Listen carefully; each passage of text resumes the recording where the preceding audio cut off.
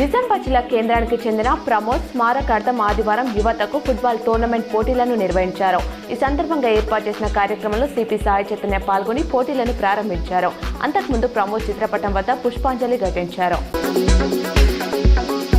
తెలంగాణ రాష్ట్రంలో ఏకైక dairy technology కళాశాల కామారెడ్డిలో మాత్రమే ఉందని రాష్ట్ర ప్రభుత్వ సలహాదారు షబీర్ అలీ గుర్తు చేశారు. ఆదివారం డైరీ టెక్నాలజీ కళాశాలలో ₹35 లక్షల వ్యయంతో పలు అభివృద్ధి పనులకు శంకుస్థాపనలు చేశారు.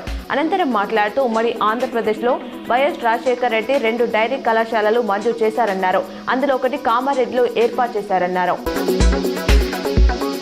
బాల్కొండ పోలీస్ స్టేషన్ పరిధిలో బైక్ల దొంగతనాలకు పాల్పడిన 2 దొంగలను పట్టుకుని అరెస్ట్ చేసినట్లు Armur rural CI John Reddy తెలిపారు. ఆయన ఆదివారం బాల్కొండ పోలీస్ స్టేషన్లో ఎస్ఐ శైలేందర్తో కలిసి విలేకరులతో మాట్లాడారు. ఆర్మూర్ పట్టణానికి చెందిన పలువురు యువకులు మాజీ ఎమ్మెల్యే జీవన్ రెడ్డి ఆధ్వర్యంలో బీఆర్ఎస్ పార్టీలో చేరారు. మాజీ ఎమ్మెల్యే జీవన్ రెడ్డి వారికి పార్టీ కండువాలు కప్పి పార్టీలోకి ఆహ్వానించారు. బోధన్ ఏకచక్రేశ్వర ఆలయంలో 67వ ఆవిర్భావ దినోత్సవ వేడుకలు ఘనంగా నిర్వహించారు. భక్తులు పాల్గొని యజ్ఞ కార్యక్రమం నిర్వహించారు.